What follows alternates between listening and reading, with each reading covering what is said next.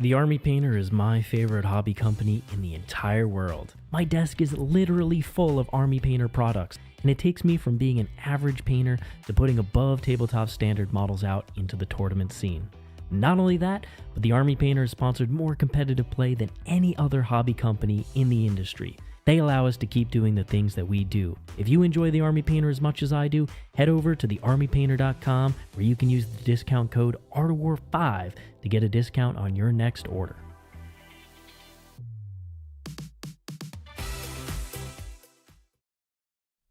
What's up, everyone? Welcome back to another exciting Art of War live video. Today is the best of all days, for it is a Tyranid Tuesday. Tyranid Tuesday? I thought it was Tier List Tuesday. No, it's Tyranid Tuesday. That's even better than a tier list. Today, folks, we're going to be covering the new Tyranid Detachment, the Warrior Bioform Onslaught that Games Workshop just gave us as part of their Grotmas Detachment special. Oh my god, so we get a detachment every single day for this entire month, and today is Tyranids? Today is Tyranids. We've already covered the past two detachments that came out on right here on our YouTube channel. We're going to cover the rest of them, but today is about the Swarm. Not only is it about the Swarm live here on our YouTube channel, but you can also catch a list breakdown with this detachment in the War Room later today as well. So we're doing a detachment review every single day live on YouTube, every single day this month. And then also, because that's not enough content, we're in the War Room and we're going to break down a list that we create with the new detachments every single day. Absolutely. So if you want to get more of this content, of course, make sure you like the video, leave a comment. That is super important for us. But if you subscribe to the channel, you're going to get notified every time we go live. So far, Games Workshop has met their promise of releasing a detachment a day, which means there's pretty good odds that we're going to do a video a day. And if you want to get notified every time we go live to break down these new detachments, hit that subscribe button. And you can get those lists Nick mentioned in the War Room. That's the link in the description below, where you can even find a free 3-day trial if you want to kind of see what we think about these new Dark Angels, Death Guard, or maybe these new Tyranids. That's right. You can check out thewarroom.vhx.tv for your 3-day free trial, where you can check out all our lists, and we'll be definitely streaming some games with all these new detachments 100%. All throughout the month of December. Starting tomorrow. But you know what's starting right now? The Warrior Bioform Onslaught. All right, so let's dive into... let's just dive into this, right? This is the Warrior Detachment. This is the detachment where the Tyranids take their big 50mm bases, and that's what they're playing with. What makes you think that? Because it's the Warrior Bioform Onslaught. See how they did that? That's smart people. See, they put it in the name. They could have gone for like the synaptic phalanx. They're like, nah, it's the Warrior Onslaught. So, all right, fair enough. What does the Warrior Onslaught do? So you've got the leader beasts thing here, and this is kind of cool. So Tyranid Warriors, everything with the Tyranid Warrior keyword, and Winged Tyranid Prime units have a 5-up invulnerable save. So right here, a couple things to note. Nothing has the Tyranid Warrior keyword, but don't worry, they're going to fix that in a second. And then Winged Prime units, which is every model in those units, which is pretty good. As far as keywords go, they've gone ahead and given all the different kinds of Tyranid Warriors, the melee warriors, the ranged warriors. They've given all of them battle line, and the keyword Tyranid Warriors, which I think they did just so that the stratagems would be a little smoother. And then, of course, all Tyranid Warrior models in the army have an OC characteristic of 3 while they're not battle shocked. So just go from OC 2 to 3, get battle lines so you can take more of them, and get some keyword smoothing out for some stratagems coming up. OC3 Warriors, battle line warriors. Do I hear 72 warriors? 72 warriors is now the cap, which is it's a lot of warriors. I don't think we're gonna get that crazy, but you could. With 5-up invulnerable saves. With 5-up invulnerable saves. That's not bad, John. You could take a lot of them. You could take a lot of mid-sized chunky boys. I was genuinely hoping the Warriors would get some love in this detachment because they've been kind of neglected all throughout the edition, and I'm really glad to see it. Yeah, you definitely could fit 72 Warriors. I think you would not have that many points left afterwards, but they would fit. You know what else is a saucy little thing here? Mm-hmm. The Winged Tyranid Prime units have a 5 invul from save from your army, and you were just saying about how Winged Tyranid Primes can join some gargoyles. They can. So obviously all the warriors and warrior type units are going to be getting these benefits, but that Winged Tyranid Prime could join a gargoyle unit, and then that is a Winged Tyranid Prime unit, so they would get a 5-up invul. So you could have 72 warriors and 120 gargoyles. Yes. Not like in the 2,000 point list. No. No. But like theoretically. Yeah. Other than the points limits, yeah. Yeah. Gets them every time, those points. All right. So let's talk about the enhancements of this attachment. They cost points. They do. So we start off with a Synaptic Tyrant. This is 10 points to let a Neurotyrant join a Tyranid Warrior unit. Honestly, I don't really see a point in doing this. Right, like a Neurotyrant, what does he do anything when he leads a unit? Yeah, he gives them +1 to hit. Which Okay, is, that's not bad. It's not bad. Yeah. It's just that you're then stapling a monster onto your 6-inch moving infantry. It's not really what you want to be doing. Yeah, it's a lot of trouble like moving models around, and I don't think it's worth paying that many points to give a warrior squad +1 to hit. I see. Yeah.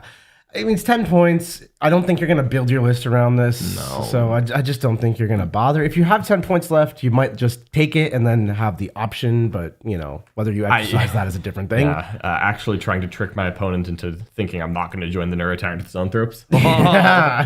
I got him. What about Ocular Adaptation? All right, this is 20 points, and this is for a Winged Tyranid Prime model. Each time a model in the bearer's unit makes an attack, +1 to hit, which is the exact same buff as the Neurotyrant, except you can put it on the Prime, a thing that actually benefits the Warriors. Aha. So what does the Prime give the Warriors? He gives them sustained hits, and then he's a little faster than the unit. Right. So it helps them like move a little bit. A little leapfrog. Yeah, you can do a little bit of leapfrog and get make a charge that would otherwise be a little bit long.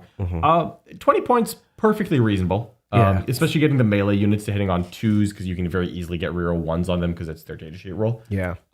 So I think this is just a solid enhancement. Probably one that I would look at taking if I could afford it. Yeah, 20 points a little steep, but like it's a good upgrade. Yeah. Sensory Assimilation. All right, another 20-point enhancement here. Another Winged Tyranid Prime only. Each time you target the bearer's unit, subtract 1 from the hit roll. 20 points, again, a little steep, but I like it. Yeah, I like it. And that could be a Gargoyle squad or a Warrior squad. This is fine. I like -1 to hit. There are enough ways to get -1 to hit in Tyranids that it's always worth having another one, but this may not be the one you end up taking, if I'm being honest. Right. Well, I mean, you could always take Venomthropes for a stealth aura, but I believe this would also apply to close combat as well. It would, which is nice. And you don't have to be tethered to an aura that's maybe somewhere in the back. Yeah. Yeah. Then that last one, Elevated Might, this is my favorite one. Ooh. 30 points here. For any Tyranid model, the bearer's unit can advance and charge. Okay. Advance and charge is a great rule. That is like a fantastic rule. That is what I want. 30 points is steep, but where are you thinking of putting this? Just on the Prime, letting go? Yeah, it's just on a Prime. You've got, I mean, it's obviously it's any character, so you could do like a Flying Hive Tyrant. Right. Or you could put it on a Broodlord to give a Genestealer squad advance and charge. Or a Walkrent with 6 Tyrant Guard. You could do that as well, technically. And then, of course, you can just put it on like a Tyranid Warrior. I think because this detachment's going to be building around the Warriors, you probably put it on the Warriors. Yeah. They're kind of the slow thing that would have very much liked to be faster. Yeah. Move 6 is not fast. Yeah, it's not fast, even with the leapfrogging Prime. So of these enhancements, I like the +1 to hit one. I think you do take the advance and charge. And then you could take the -1 to hit. I wouldn't be mad about it. I just don't think the Neurotyrant upgrade fits at all. Yeah, I mean, trying to fit all this is 80 points in enhancements. Even if you take the 3 good ones, it's 70. That's like a whole unit. So maybe you don't bother with all of it. I doubt you take 3. I can see 2, though. 2, yeah, for sure. All right. I like this. This is solid support for your Warriors. Now let's get into that good stuff, the good old-fashioned stratagems. Okay. So we've got 6 stratagems here, as you would expect. First one up is Synaptic Amplification. So this is in your shooting phase or the fight phase when you're selected. You can target any Tyranid unit with this, and you reroll 1s to wound. Now, when you do target with this stratagem, you can either target a Tyranid unit or you can target a Tyranid Warrior unit and an Endless Multitude nearby. Endless Multitude is the keyword that all the Gaunts and Hormagaunts and Horde stuff. The Hordes all have Endless Multitudes. It's basically Swarm. So this is like a stratagem that's like 2 for 1 if you pick 2 things. If you pick a Warrior and an Endless Multitude nearby. And this is a theme that we'll see a couple times more. Okay. So it gives you reroll 1s to wound. And if you're a Tyranid Warrior unit, reroll a hit roll of 1 as well. Okay. I mean, reroll 1s to hit, reroll 1s to wound is a great like stat amplifier. Yeah, I'm curious because I think that you really have to look at this for the shooting. So there's a couple ways to look at this. One, it's ignoring the Tyranid Warriors. Second is shooting with Tyranid Warriors. If I'm shooting with Tyranid Warriors, reroll 1s to hit and wound, not a bad buff on like a 6-man. And then maybe you get, I'm wondering if giving like reroll 1s to wound to a unit of like Devour Gaunts might help the output a little bit, make them a little shootier. A lot of shots. Well, reroll 1s to hit. It's like 40 shots. To wound is not bad. Or do they not get both? They don't get both. You could reroll 1s to hit with either like a Turvagon or an Exocrine buff or something like that. Sure. And so that's kind of nice. The Tyranid Warriors getting a little bit of extra accuracy on them is nice. They're only ballistic skill 4, which worries me a little bit. Unfortunately, even though this is shooting or fight phase, you're not going to use this in the fight phase like ever. Because Tyranid Warriors reroll hits are twin linked and their data sheet ability is reroll ones to hit. I see. So they've really given us a stratagem that's a little confused about what it's trying to do. However, you can just ignore the fact that this is better on Tyranid Warriors and say, nah, I just want my zone throps to reroll ones to win. Now we're talking. Yeah, or like this Exocrine is important. Let's just make it real ones to win, and I'm okay with that. One CP reroll ones to win is not a bad It's not pocket bad. strat. Yeah, for sure. especially on a zone throp squad. I think I'm just like, oh yeah, we'll just put it there. Yeah, and it's okay. It's just a lot of shots. Yeah, like you could do this on Tyranid Warriors. I struggle to see where I would want to. I suppose if you're getting a melee warrior, a ranged warrior unit into melee, reroll ones to hit and wound isn't bad either. What about the Gargoyle gun line? Ooh, it's probably not going to be that one. Look, I know that most people don't recognize or respect the Gargoyle gun line, but I tell you, those things fire and fade. They shoot you harder than you'd expect, and then they move. See, I think the thing is with gargoyles you have to recognize is it doesn't matter what you buff them with. They do 1 damage to everything they shoot. That's true. Doesn't matter if it is 2 guardsmen or the Avatar of Cain. It is 1 damage. Mortarian Avatar, they're taking the damage. I've put 1 wound on Quentin's Cain way more times than he's comfortable with. And that's why it's scary. So it's scary. Next, we've got Spontaneous Hypercorrosion. Okay, another stratagem that can be used on Tyranid units, but then it's a little bit better on warriors. And so this one is for any Tyranid unit in the shooting phase. You get +2 strength in the shooting phase. Okay. And the stratagem is shooting or fight phase, but it only benefits warriors in the fight phase. And it's +1 strength in the fight phase. Does that change breakpoints, though? Does it make you strength 6? So it makes them strength 7. They're strength 5 +1 for synapse. Because they're always in their own range. Yeah. And then 7. This is another pretty good stratagem. This does affect some breakpoints. In shooting, since it affects everything equally, what you love to see is an Exocrine go from 9 to 11. That's a For huge T10, difference. that is obviously very impactful. 5s to 3s? Yeah. Yeah, it's big. Yeah. Or on like a zone throw blast, taking it from strength 7 to strength 9 can be pretty impactful. And so you can get some very good damage out of spontaneous hypercorrosion here for just like a big shooting activation. What's the strength of the DAC effects? The Devour effects? They're inherently strength 7. Okay, strength And 9 so is getting not them bad. to 9 is another good breakpoint. Yeah, you have some interesting breakpoints here. Yeah. So this is another pretty solid stratagem. For melee, all the warrior units are inherently strength 6 because they're 5 always +1. And then getting to strength 7 really affects T6 and T12. Yeah. And 12 is the big one. It matters in the niche scenarios, like against Bulgrin, you're strength 7 now. Against Thunderwolves, you're strength 7 now. Wardens, there's a couple places. And of course, there's like Imperial Knights. You want to chop those up on 5s, not 6s. Yeah, wounding, because you're twin linked, Yeah. when it influences a breakpoint, it is highly impactful, especially because it can get you to a point where this Tyranid Warrior, whose base strength is 5, +1 synapse, +1 stratagem, strength 7, cool, I wound the Knights on 5s, oops, you're battle shocked and there's an Neurolictor nearby. 4s, twin linked. Yeah. I mean, 6s to wound rerolling is like a 30-something% success rate versus like 5s to wound rerolling is 55%. More than 50. Yeah, it's more than 50. Yeah. It's insane the difference this makes. This is a great strat. Yeah, this is another quite good stratagem for getting some damage buffs there. Yeah. All right. Next, we've got Restorative Impulse. This is pretty simple. In your command phase, heal a dead warrior. Just put him back in. That's cool. It doesn't sound that exciting, but there's a lot of hidden amplifications, ramifications when you revive models. You get to extend the unit's coherency by 2 inches, basically, plus your base, so basically 4 inches on warriors. Then you leapfrog the Tyranid Prime ahead. You get a lot of extra distance, or you can flip objectives. Yeah. Yeah, there's just sometimes you need the extra guy for just having a body. Sometimes you are trying to heal onto an objective to get some OC back after you pulled off of it because you were getting shot too hard. Yeah. There's some good utility of this stratagem. Yeah, I like this strat a lot. I think, and also just even if you're not doing like the trickery where you're half behind a wall and healing back onto it after pulling casualty, just putting another 3 OC on a warrior down, 3 OC on an objective, just boop, is really, really good. Next, we've got Synaptic Micronodes. Yeah. This is in your movement phase. A warrior unit in your army stickies an objective that you control. Okay, now we're cooking with gas. I like sticky. I don't like this stratagem. How do you not like sticky? So it's nice for like sticking your home field, but like if you're holding a midfield objective for multiple turns, you usually don't need to stick it. What I hate about this is that it's not the good timing. Because if you walk onto an objective, you can't stick it. Right. So you have to walk it, hold it, then stick it, which is not useless, but it's not as good as some of the other stickies. The ones that work in either player's turns are significantly better. Right. The one at the start of your opponent's command phase, you're just like, this is sticky. Awesome. That is mint. That is the very much the best version. Yeah. This is fine. Right. It's not bad. It still has niche plays. I mean, like if you're playing against a Gene Stealer Cult army or some of those 3-inch deep strikey shooty armies like Aquilons, you can cover the center poker chip of the objective, sticky it at some point, and then you can't just get shot off and taken. Yeah. It's got good value. Absolutely. Up next is the Parasitic Payload. This is 1 CP in your shooting phase.